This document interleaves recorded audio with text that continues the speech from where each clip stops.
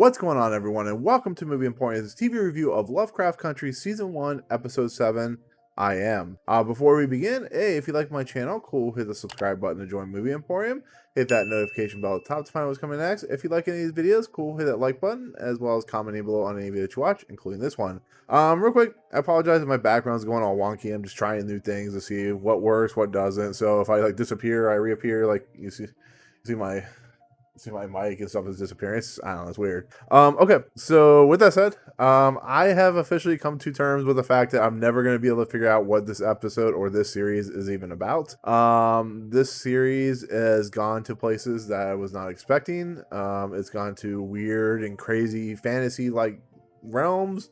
And now we have multi-dimensional time jumping or multi-dimensional universe jumping.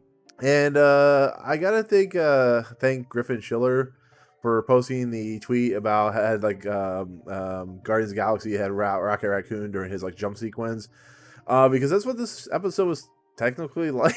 It was Hippolyta, who has been searching for her husband. She finds out about this lighthouse that she's going to go to, and she goes there. Atticus meets her there, and they basically open up a portal. Atticus throws a cop through one of the portals, kills the other cop, and Hippolyta basically goes through this portal. She's basically pulled into the portal into an interdimensional world, and it's a very fascinating episode and very fascinating look into her mindset of the simple fact that she has always felt small. She's always felt like the person that you truly look down upon, that never feels like she's had worth. So I understand the idea of what they're going for in this episode, because it's basically a self-exploration or self-discovery, as the synopsis says, of who she is and what she should be doing. And it's her coming to realization. She's transported where she meets Josephine Baker. She's transported into a swords and sandal type world, and then she's transported back to her husband, the Courtney Vance, George Freeman character. And it's interesting because we really get a sense of who she is, how she is. We see her grow as a character, and as weird and trippy and acidy as the episode got, it was actually quite touching to watch her come to the realization that she's truly somebody of worth, somebody of substance, because as we know, this is not taking place in today's society, but is very prescient on what today's society is trying to do, which is every culture, every life matters, and especially the Black Lives Matter movement, which is really important. And this has been going on centuries and centuries and centuries, so this isn't a new thing. But it's her talking to Josephine Baker. We see, actually, I think it's something like a Groundhog Day type scenario where she's constantly getting better at what she does. She's constantly learning. She's constantly coming to the realization of who she is. And we see her when she's doing the jumping and stuff like that. Let's say she goes to where she's with Josephine Baker. They're doing an act, a Broadway act or whatever. And she constantly gets better at doing it. She goes to the sandals and swords era, like the back in the day. She constantly gets better as a warrior. They take on a bunch of men and stuff like that. It's very feministic in its views in this episode, which is perfectly all right. And then she goes to where she basically confronts George for everything that has happened to her, to how George has kind of treated her throughout her life. And I found that really kind of emotional. It really was. This episode is very, very emotional. It has a lot of substance to it. It just is very, very weird. It's a very strange and odd and weirdly strange. It's a weird beat of an episode. It just really is. And it's nice to see somebody like Aunjanue Ellis get kind of a more meteor type role this time, because she's kind of been put in the background. The last time we saw her was I think 3 episodes ago, when she travels to where the mansion was burned down to find out where her husband's at. So we haven't seen her, her daughter and stuff like that. We just have not seen her. And so she comes to an enlightening. There's this actually really cool scene where she's floating through space, and we see there's this woman that's like an alien of some sorts. This is really a sci-fi feeling thing from the 50s, where this woman has a gigantic afro and stuff like that. And it almost feels like her subconscious trying to get her to either, become more enlightened or go back to the real world, which, I think she wants to go back to the real world and take care of her daughter and stuff like that. But it takes all these revelations and realizations to have that fact come into effect. So it's really fascinating. It's most of the episode. It really is. I thought the action during the Swords and Sandals stop is really brutal, as it always is in this series. I thought it was very poignant. I thought it was very nice and well shot by the director.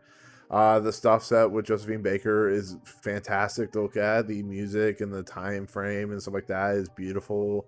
When she talks to her husband, it's set in present day or present day for this series, and it's just a very melancholy type, situation. So I think overall, I think it's a really fascinating look into a character that hasn't gotten a lot of love in this series, and it's nice to see the directors and the writers, the people creating the series, give characters that not necessarily have a lot of life to them and give them some life. It really helps give a more fleshed out world than what we are used to getting, because we could have all the haunted house episodes that we got, but between this episode and the last episode with Jamie Chung, they really feel like characters that we've only kind of not even scratched the surface of, and we've given so much information and so much revelation and so much push forward on their character development, that this world becomes a much more realized, much more interesting world. Is this the episode? Is it the greatest? No, I mean, I'm gonna give it like an 8 out of 10 or an 8.5 out of 10, because it is still a pretty good episode. But I think after last week's episode, it's kind of hard to compete to that. But yeah, it's just, I think what Aunjanue Ellis is doing in this is just fantastic. It really is. It's another, awesome performance, and I really hope it continues. But there's a really fascinating thing where Atticus, who knows what happened to Atticus when this whole thing was going down, because he pops out of that, interdimensional gateway that we see in the episode, and he's holding a Lovecraft Country book with it doesn't have the, H.P. Lovecraft.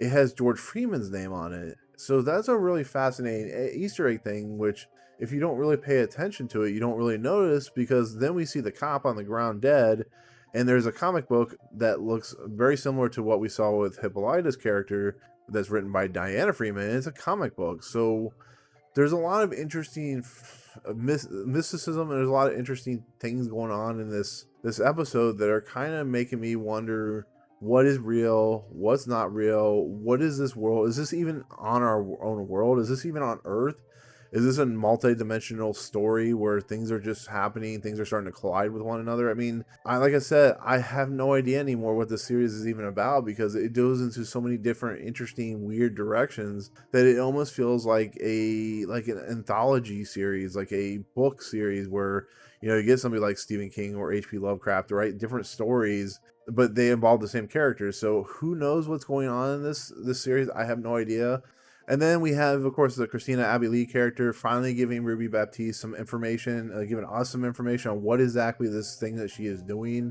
And basically, William, and it was the woman that was like the country, she was taking care of the animals and stuff like that, the monsters. And they're basically being held, they're both dead. William and this woman are dead. And she's using the, Christina character is using the blood to basically allow her to transform into these characters. And it basically, her plan is to get revenge on everything that has gone bad to her.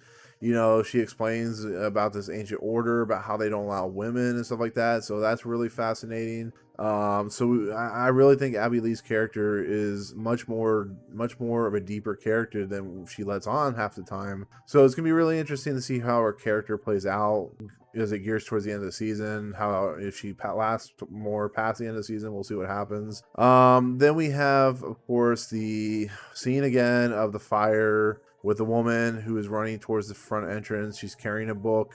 This time we see the Jurnee Smollett Leti character, and she sees the woman having a baby, and all of a sudden Leti starts getting a baby bump, and then it catches on fire. Then she wakes up and she has almost like a revelation moment with Atticus about this book, which is called the Book of Names, which is basically almost like a history book of the Atticus family and the Freeman family.